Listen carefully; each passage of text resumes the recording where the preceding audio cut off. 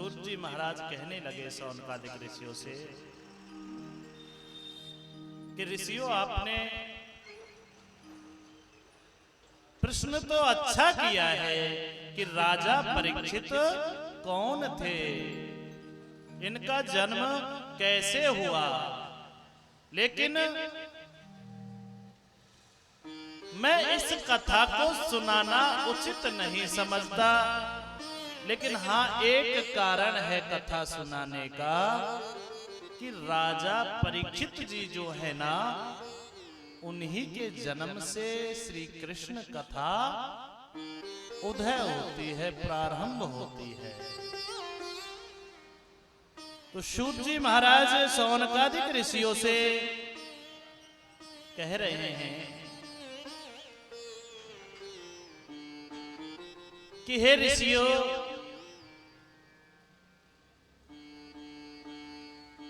जब कौरव और पांडवों का युद्ध समाप्त हो गया था,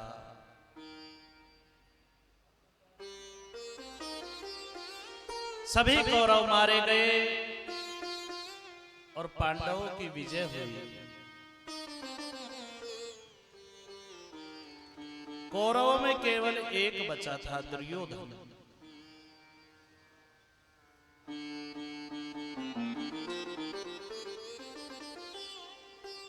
और दुर्योधन की भी जंघाओं को तोड़ दिया था अपनी गधा से प्रहार करके भीमसेन ने। तभी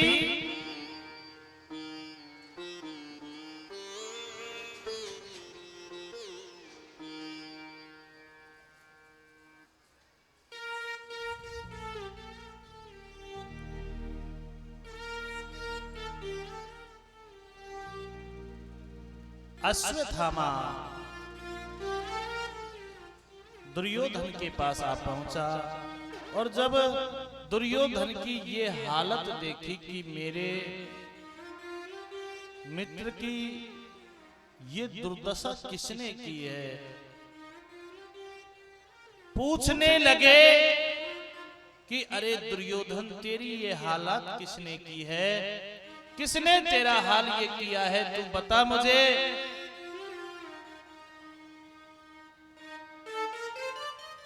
मैं आज ही पांडवों का विनाश कर दूंगा, कोई पानी देने वाला ही पांडवों के कुल में नहीं छोड़ूंगा। अश्वत्थामा आज रात को पांडवों के पास जाते हैं, लेकिन कि जाको राखे साइया और मार सके न कोई, बाल न बाको कर सके चाहे जग बेरी हो। जिसका रखवाला मेरे ठाकुर है, श्री द्वारिकाधीश है, भला उनका कौन क्या बिगाड़ सकता है। अश्वत्थामा जा रहे हैं और पांचों पांडव ओढ़ के चादर बड़ी गहरी नींद में सो रहे हैं। मेरे कन्हैया छड़ी लेकर के उनकी पहरेदारी कर रहे हैं। कन्हैया को सब पता है मेरे प्रभु को, क्योंकि वो तो अंतर्यामी हैं, भला उनको किस चीज का नहीं पता। तभी गांडीवधारी अर्जुन को पता चल गया, नींद खुली और देखा कि मेरे प्रभु जगे हुए हैं, अर्धरात्रि से भी ऊपर का समय हो गया है। अर्जुन कहने लगे, स्वामी कन्हैया, आज आप सोए नहीं, क्या बात है, नींद नहीं आ रही?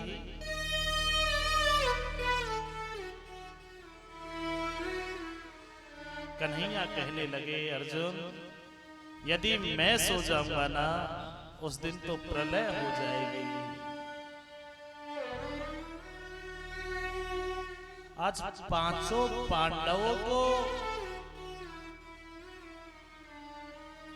कन्हैया जिस जगह वो पांचों पांडव सो रहे थे वहां से उठाकर दूसरी जगह सुला दिया। अब तो द्रौपदी के 5 पुत्र उस जगह पे सो रहे थे, ऊपर से चादर ओढ़ रखी थी। रात में अश्वत्थामा आता है और बगैर देखे ही तलवार से प्रहार करता है और द्रौपदी के 5 पुत्रों को मार देता है और उनके सर काट करके दुर्योधन के पास ले जाता है और कहता है कि मित्र, मैंने आज पांडव कुल का विनाश कर दिया। बड़े राजी हुए थे दुर्योधन, बड़े प्रसन्न हुए थे। अश्वत्थामा कहने लगा कि मित्र, मैं उनके सिर भी लेके आया हूं, सिर काट करके ले आया हूं। जब प्रकाश किया गया और प्रकाश के उजाले में वो सर देखे गए तो दुर्योधन, एक तो जंघा टूटी पड़ी थी, दूसरी बात जब ये देखा कि द्रौपदी के 5 पुत्रों को भी आज अश्वत्थामा ने मार दिया है, धड़ाम से मूर्छित होकर पृथ्वी पर गिर पड़े। आंखों से अश्रुधारा बहने लगी और व्याकुल हो गए और कहने लगे, अश्वत्थामा, मेरे एक ही तो पुत्र था और उसको भी आज तूने समाप्त कर दिया, द्रौपदी के 5 पुत्रों को मार दिया।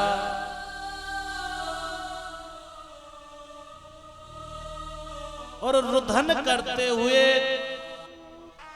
बड़ी पीड़ा हुई, कष्ट हुआ, मूर्छित होकर पृथ्वी पर गिर पड़ा दुर्योधन और प्राणों का अंत हो गया।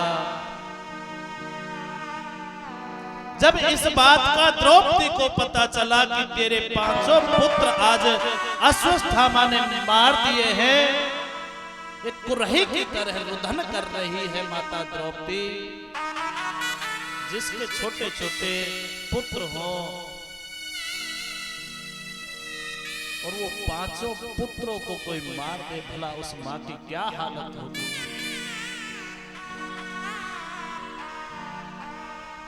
बड़ा रुदन कर रही है, पीड़ा हो रही है द्रौपदी को।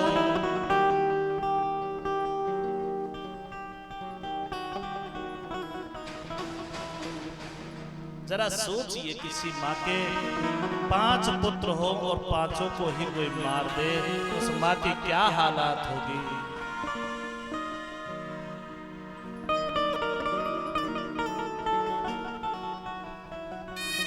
द्रौपदी रुदन करने लगी, सभी वहां इकट्ठे होने लगे। जब सबको ये पता चला कि द्रौपदी के 5 पुत्रों को आज अश्वत्थामा ने मार दिया है, सभी लोग जो भी आते वो यही कहते, अरे राम राम राम, ये कितनी हिनौनी हरकत किसने की है, बड़ा बेकार काम किया है।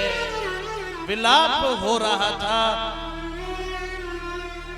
माता द्रौपदी कुरही की तरह विरह कर रही थी, आंखों से अश्रुधारा बह रही थी। अर्जुन आया और अर्जुन ने कहा,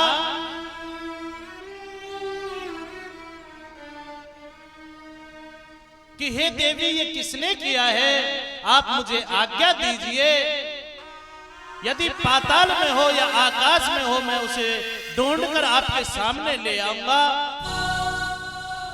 फिर आप चाहे जो सजा देना चाहे उसको दे सकती हो, लेकिन आप मुझे आज्ञा तो दे। कन्हैया खड़े खड़े सब देख रहे थे, द्वारकाधीश।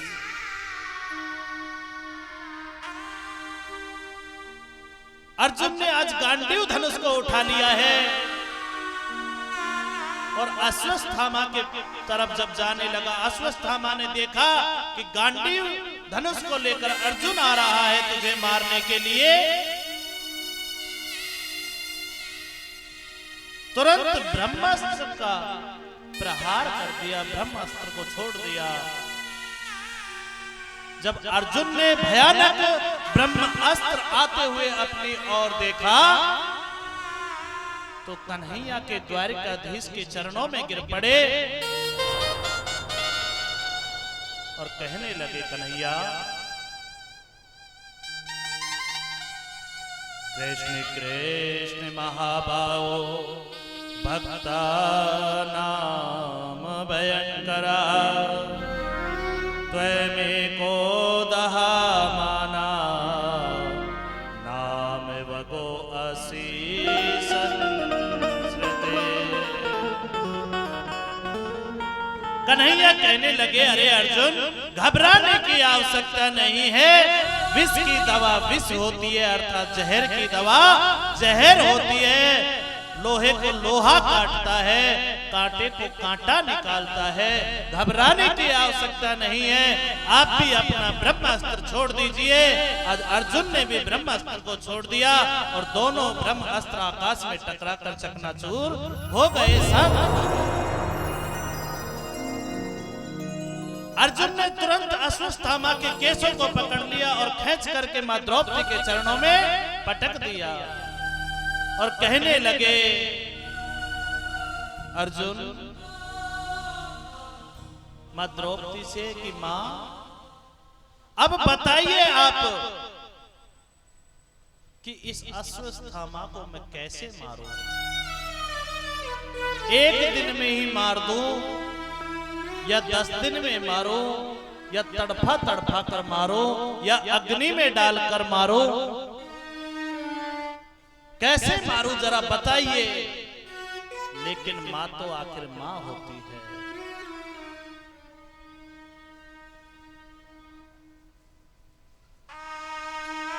द्रौपदी का कितना बड़ा त्याग है, कितनी बड़ी करुणा है द्रौपदी के अंदर।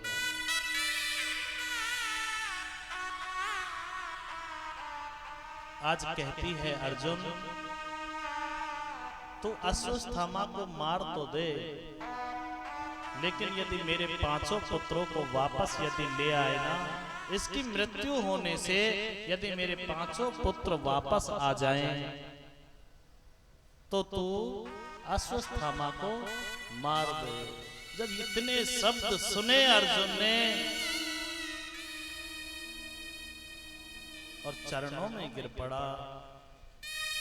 द्वारकाधीश भी नमन कर रहे हैं कि धन्य है ऐसी देवी को जिसके 5 पुत्र मर गए और पुत्रों का हत्यारा उसके सामने खड़ा है और फिर भी ये कह रही है कि इसको छोड़ दो।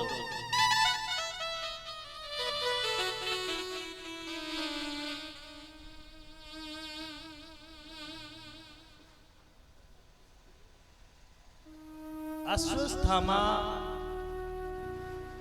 एक ब्राह्मण पुत्र है, गुरु पुत्र है। द्रोणाचार्य जी थे जिनके पुत्र हैं।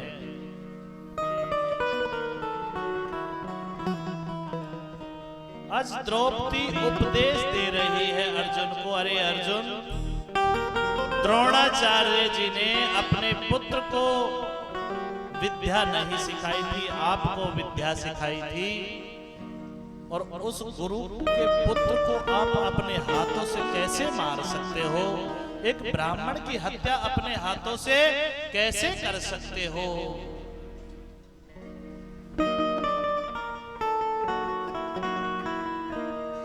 आज मेरी माताओं,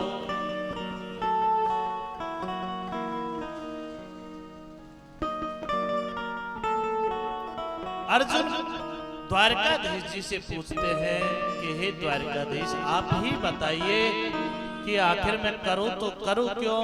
क्या एक तो ये बाल हत्यारा है, इसको छोड़ना नहीं चाहिए, ऐसी नीति शास्त्रों में बताई गई है। और दूसरी नीति ये भी बताई गई है कि ब्राह्मण का वध नहीं करना चाहिए, चाहे वो कितना भी बड़ा पापी क्यों ना हो।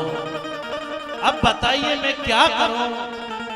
मेरे तो कुछ समझ ही नहीं आता द्वारकाधीश।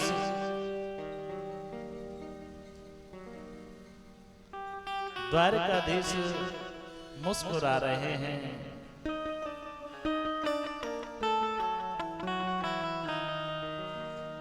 और एक उपदेश दे रहे हैं जो बाबा तुलसी ने भी मानस में दिया था। परहित सरस धर्म नाही भाई, परहित सरस धर्म नहीं भाई, परहित सरस धर्म नाही भाई, परहित सरस धर्म नहीं भाई, पर पीड़ा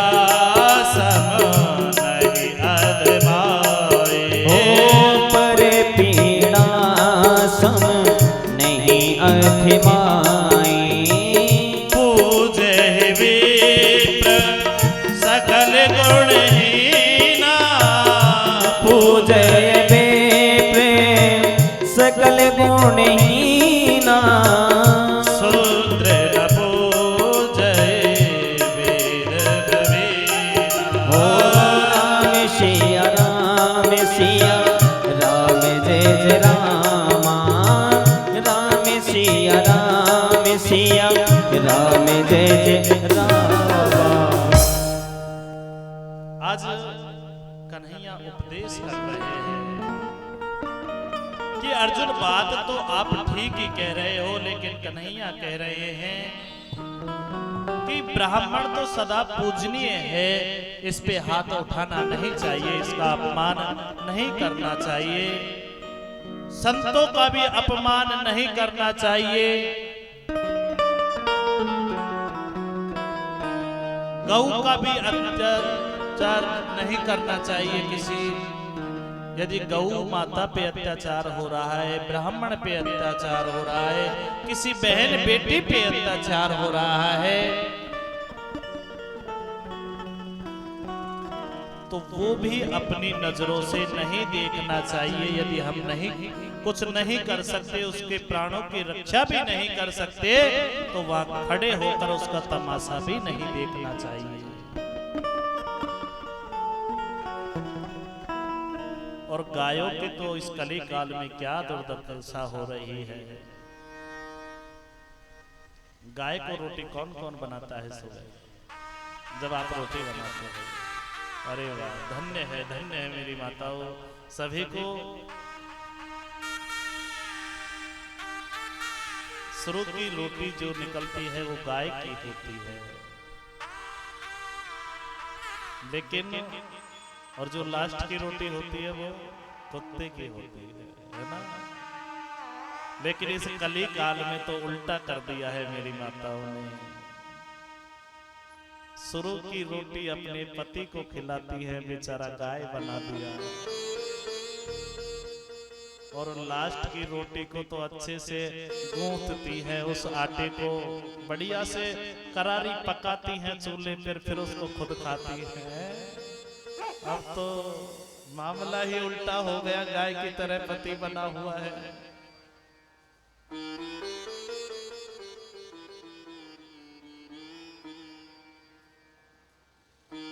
आज अर्जुन कह रहे हैं कि कन्हैया आप बताइए मैं क्या करूं। कन्हैया ने कहा कि ये एक तो ब्राह्मण है, दूसरा गुरुपुत्र है, आप एक काम करिए, इसकी आधी मूंछ काट दीजिए, आधे सर के बाल कटवा दीजिए, इसकी मूंछ और दाढ़ी को मुंडवा दीजिए, और इसके जो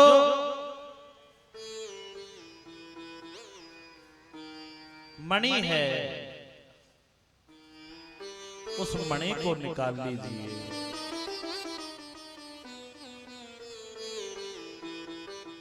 अभी अपने पास ही रखो। जब इसकी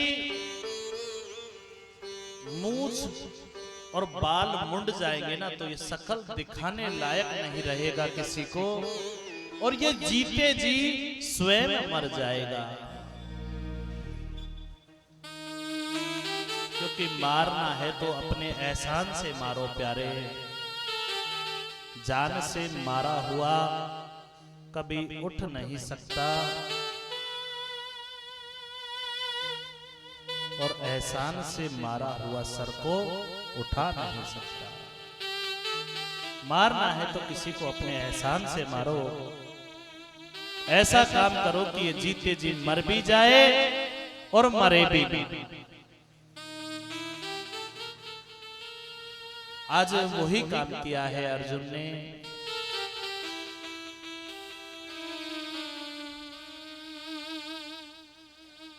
आज कन्हैया द्वारिका के लिए जाने को तैयार हो रहे हैं। सभी पांडव खड़े हुए हैं और कह रहे हैं द्वारिकाधीश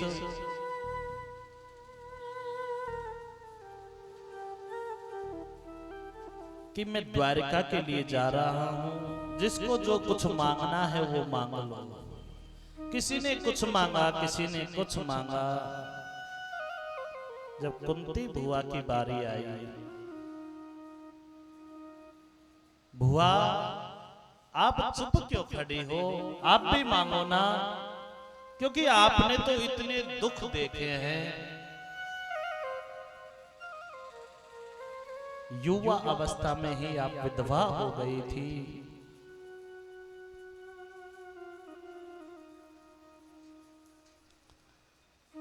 और विधवा होने के बाद में कितनी विषम परिस्थितियों में आपने अपने पुत्रों का पालन किया था।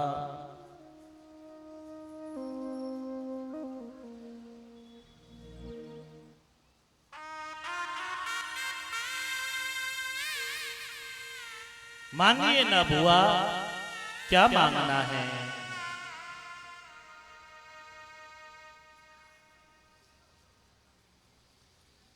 धन वैभव मांग लो, राजपाट मांग लो, नौकर चाकर घोड़े बगले, क्या मांगना है बुआ? बताइए ना, मैं आपको क्या देके जाऊं। आज कुंती कहती है, कन्हैया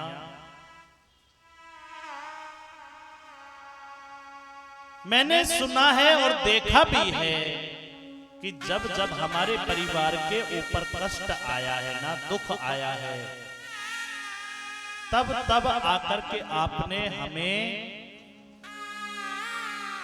बचाया है।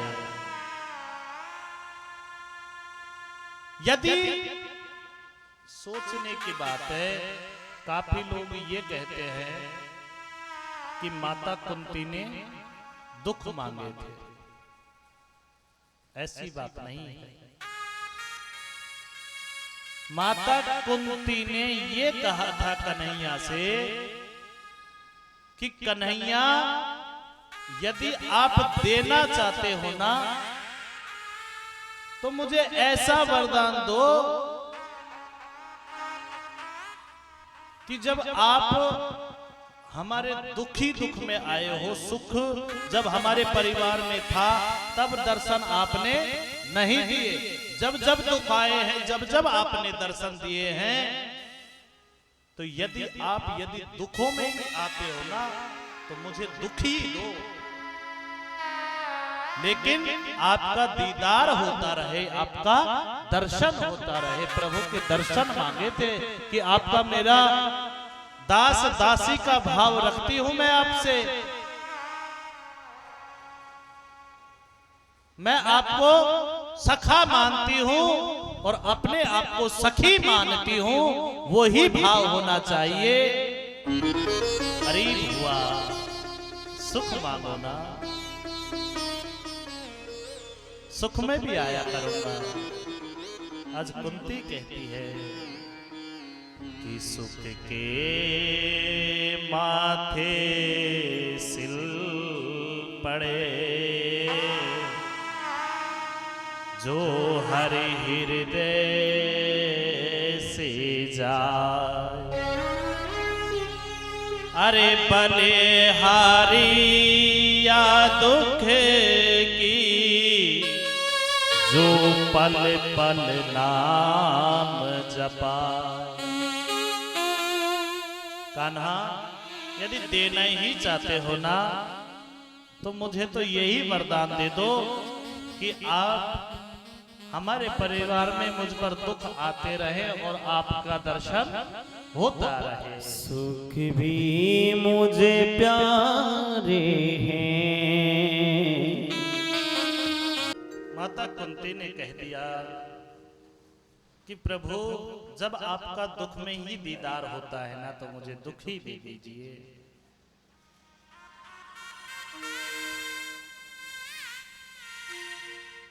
कहे हनुमंत विपत प्रभु सोई, जब तक भजन में सुमरन होई।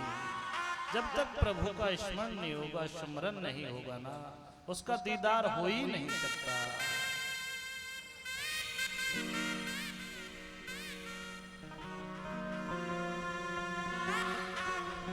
आज पिता में है बाणों की सैया पर लेटे हुए हैं। 54 दिन हो गए बाणों की सैया पर लेटे हुए। 54 दिन रहे थे बाणों की सैया पे भीष्म पितामह। आज कन्हैया सारे पांडवों को लेकर के भीष्म पितामह के पास चले जाते हैं कि भीष्म पितामह से राजपाट के नियम सुन के आओ, राजपाट की विद्या सीख करके आओ।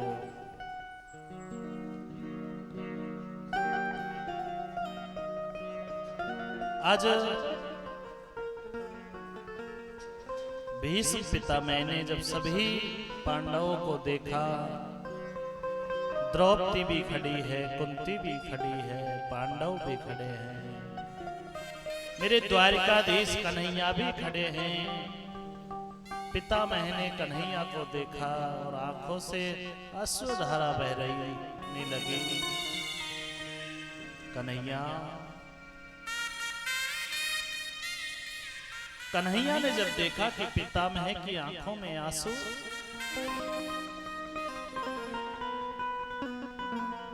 आज कन्हैया कहने लगे पितामह आज ये पांडव आपसे ज्ञान लेने के लिए आए हैं, उपदेश लेने के लिए आए हैं, इनको उपदेश दें। पितामह कहते हैं अरे कन्हैया तुमसे ज्यादा उपदेश देने वाला भला इस धरती पर कौन जन्मा है? जिसके ऊपर मेरे ठाकुर का हाथ हो भला उसको किसके उपदेश की आवश्यकता है? जिसका रखवाला मेरे ठाकुर हो जाए भला उसका कौन क्या बिगाड़ सकता है? कहने लगे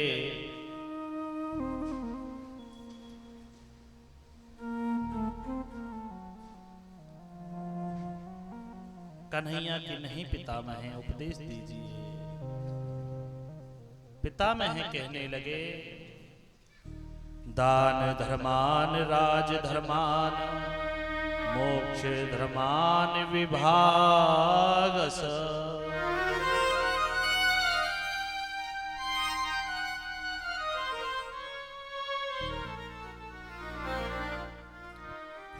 कहने लगे पांडवों से बेटा आप संपूर्ण देश के संपूर्ण भारत के राजा बने हो,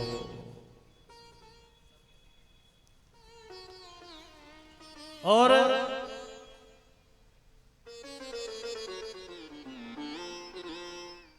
बात यह है कि राजा को आलसी नहीं होना चाहिए। आज उपदेश कर रहे हैं भीष्म पितामह, खूब धन कमाना चाहिए लेकिन धर्म शास्त्र के अनुसार कमाना चाहिए। चोरी से कपट से धन नहीं कमाना चाहिए, और जो धन अर्जित किया है उस धन का 10% अंश कहीं पर दान कर देना चाहिए कि तन पवित्र सेवा किए और धन पवित्र करदा, मन पवित्र हरि भजन से होत त्रिविध कल्याण।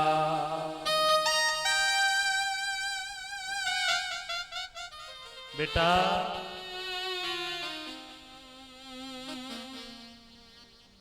धन का 10वां भाग जो कमाया है उसका 10वां भाग कहीं अच्छी जगह पर दान करना चाहिए। कहीं मंदिर बन रहा है उस जगह दान कर दो, गीता भागवत हो रही है वहां दान करो, गौशाला में दान करो, कोई स्कूल बन रहा है तो वहां दान करो। जहां आपको उस पैसे का ये लगे कि हाँ इस पैसे का यहाँ सदुपयोग हो रहा है और वो पैसा आपको अब नहीं जब मिले ऐसी जगह दान करना चाहिए।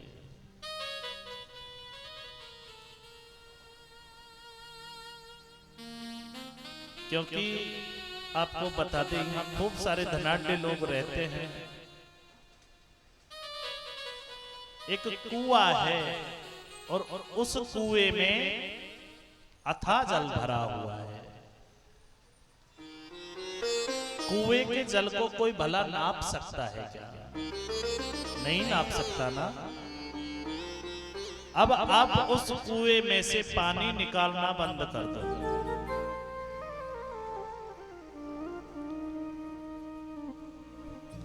और 1-2 महीने उस कुएं में से पानी मत निकालो, 1-2 महीने बाद उस कुएं में से पानी निकालो, भला उस पानी को आप पी सकते हो क्या? नहीं पी सकते ना, दुर्गंध हो जाएगी, कीड़े पड़ जाएंगे। ठीक उसी तरह धन में से 10वां हिस्सा जो कमाते हैं उसमें से दान कर देना चाहिए। नहीं तो डॉक्टर की फीस, वकील की फीस यहां तो भरना पड़ेगा ही।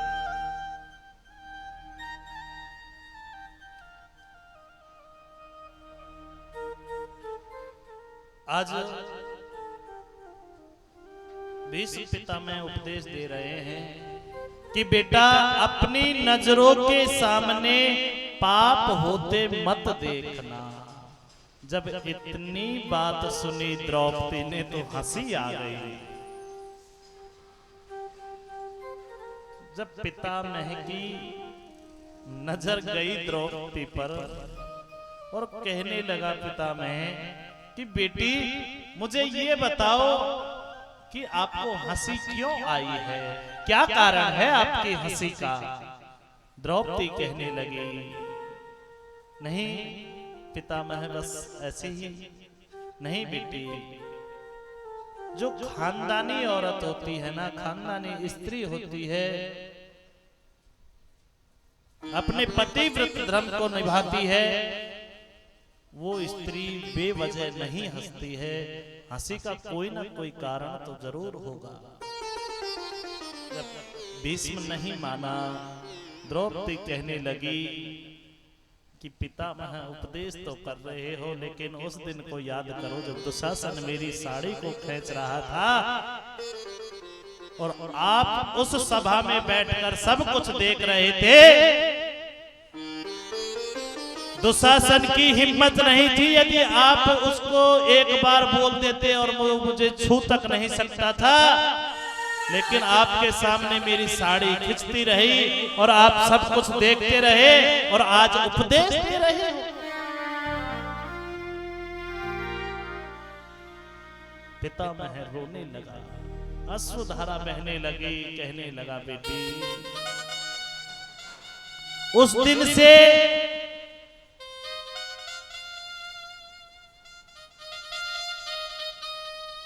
मैं दुशासन का अन्न खा रहा था, और दुशासन का जो अन्न खाया था वैसी ही मेरी बुद्धि में विकृति आ गई। दुशासन के अन्न का असर मेरी बुद्धि में आ गया। तभी पितामह कहने लगे कि तभी तो मुझे ये बाणों की सैया प्राप्त हुई है।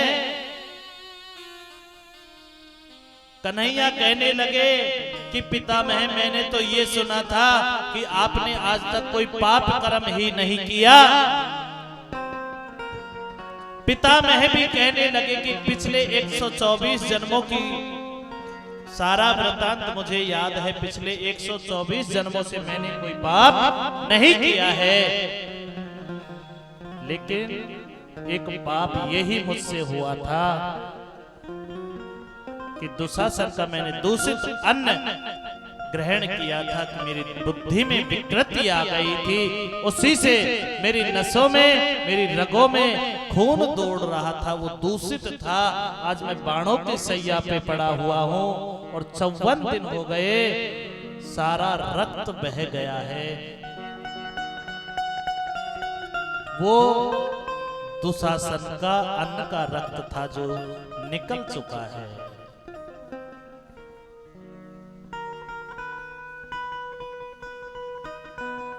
एक संत ऐसा भाव भी बता रहे हैं कि पिछले जन्म में, एक जन्म में पितामह हाथी पर बैठकर जा रहे थे। रास्ते में एक दुमही आ गई। दुमही जानते हो ना, सर्प जैसी होती है। दुमही आ गई। पितामह हाथी पर बैठे हुए थे और ये सोचा कि इस दुमही को यदि मैं नहीं हटाऊंगा तो हाथी के पैर के नीचे ये कुचल जाएगी। अपने हाथ में भाला था, भाला को नीचे किया और उस दुमही को उठा लिया और भाले से ऐसे फेंक दिया। तब वो दुमही एक झाड़ी पे, कांटों की जो झाड़ी होती है उस पर जाकर गिर गई और उसमें वो कांटे चुभ गए। जितने दिन वो दुमही तड़पती रही उतने ही दिन पितामह को बाणों की सैया पर लेटना पड़ा।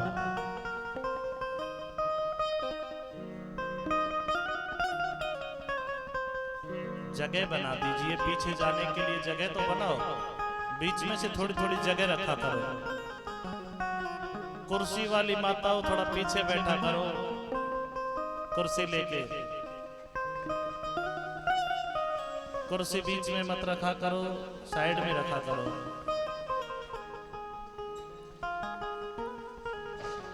आज 54 दिन हो गए हैं और इतना कष्ट हो रहा है पितामह को जैसे 100 बिच्छू एक साथ डंक मार रहे हों। आज सारा रगों में से रक्त बह चुका था दुशासन के अन्न का। और आज कन्हैया से कहने लगे कि कन्हैया, मेरी एक पुत्री है मिति, उसका वरण कर लीजिए ताकि मैं इस संसार को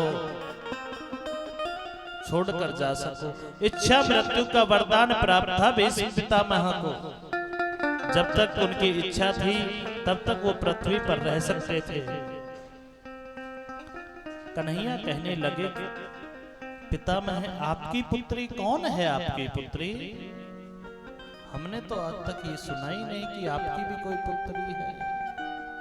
पितामह कहने लगे कि मेरी बुद्धि रूपी जो पुत्री है, इस बुद्धि को आप ले लीजिए ताकि मुझे इस मृत्यु लोक में दोबारा जीवन मरण के चक्कर में ना आना पड़े। आज कन्हैया ने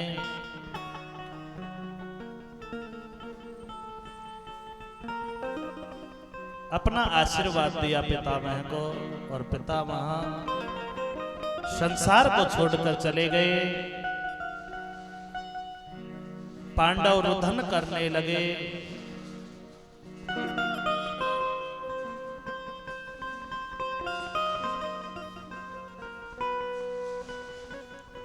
पितामह की जब सारी अंत्येष्टि क्रिया की गई, द्वारकाधीश भी द्वारका के लिए जाने लगे। संस्कार जब पितामह के पूरे हो गए, पांडव राजगद्दी पर आसीन हो गए।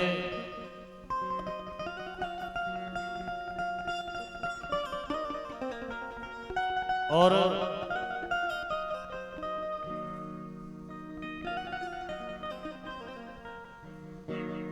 अभिमन्यु भी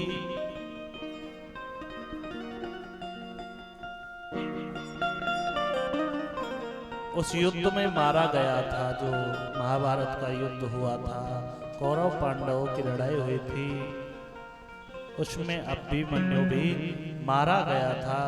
और अभिमन्यु की पत्नी का नाम था उत्तरा। उत्तरा के गर्भ में एक बालक पल रहा था जब उसका पति का देहांत हुआ था।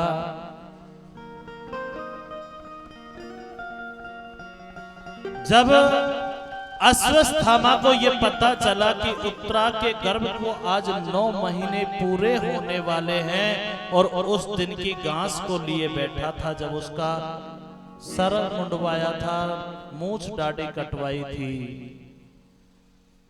आज उसी घास को लेकर बैठा है और फिर से ब्रह्मा अस्त्र का प्रयोग करता है और ब्रह्मा अस्त्र को उत्तरा के गर्भ को नष्ट करने के लिए छोड़ देता है।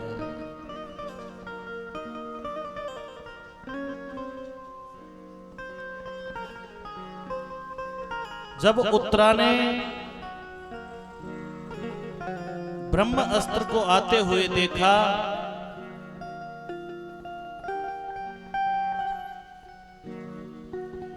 तो कृष्ण को याद किया, पाही पाही महाप्रभु पाही पाही जगतपते। हे कन्हैया, मैं तुम्हारी शरण में हूं। हे कन्हैया, मेरे प्राणों की रक्षा करो, मेरे इस गर्भ की रक्षा करो। कन्हैया की बहन लगती थी उत्तरा। आज कन्हैया ने गधा रूपी सुदर्शन, काफी बताते हैं कि सुदर्शन चक्र से उत्तरा के गर्भ की रक्षा की थी, सुदर्शन चक्र से नहीं की थी। भागवत के अनुसार गधा था। गधा नाम का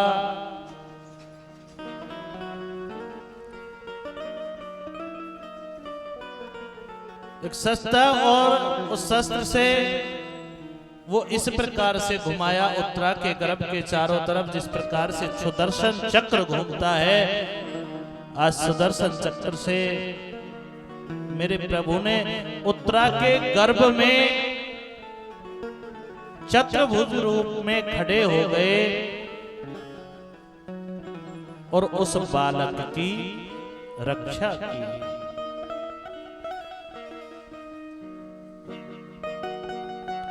आज जैसे ही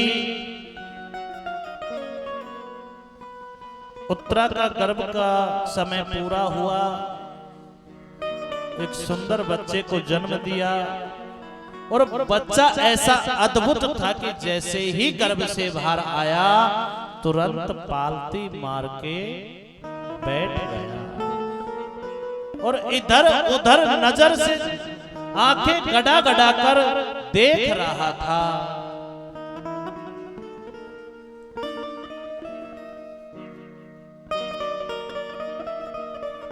वेद व्यास जी ने, पांडव वेद व्यास जी से पूछने लगे कि व्यास जी महाराज, ये बालक क्या देख रहा है? ऐसा विचित्र बालक तो हमने पहली बार देखा है, आखिर ये क्या देख रहा है?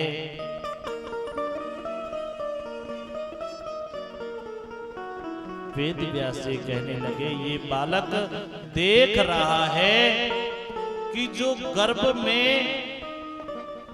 इसकी रक्षा करने के लिए चतुर्भुज रूप में गया था, सुदर्शन चक्र हाथ में लिए हुए था, इस भीड़ में वो व्यक्ति नजर नहीं आ रहा है, ये उस कन्हैया को ढूंढ रहा है। आज व्यास जी महाराज ने नामकरण संस्कार किया। परीक्षित जी महाराज, उस बालक का परीक्षित नाम रखा गया।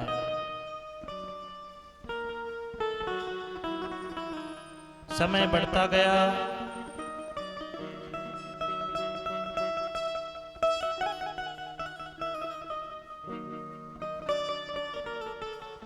इधर में अश्वत्थामा को अपनी हार माननी पड़ी।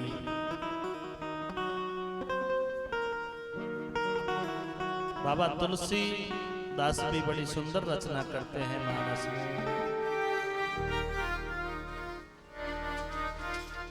कि कर में प्रधान विश्व करि राखा, कर में प्रधान विश्व करि राखा, जो जस करहि सो तस फल जाखा, जो जस करहि सो तस फल जाखा, को देखाओ सुख दुख दाता, को नगाओ सुख दुख कर दाता, को नगाओ सुख दुख कर दाता, निज कत करम भोग सब भ्राता, निज कृत करम भोग सब भ्राता, राम सिया राम सिया राम जय जय रामा, राम सिया राम सिया राम जय जय रामा। आज राजा परीक्षित समय अनुसार बड़े होने लगे। समय आया, उनका विवाह संस्कार हुआ। इरावती नाम की स्त्री से उनका विवाह हुआ। राजा परीक्षित को 4 पुत्र हुए। बड़े पुत्र का नाम जन्मेजय था। जब समय और बढ़ने लगा तो राजा परीक्षित ने बड़े हो गए और पांडवों ने राजा परीक्षित का राज्य तिलक कर दिया और खुद स्वर्ग के लिए रोहण कर गए, स्वर्ग के लिए चले गए। राजा परीक्षित अपनी राज्य गद्दी पर आसीन हो गया।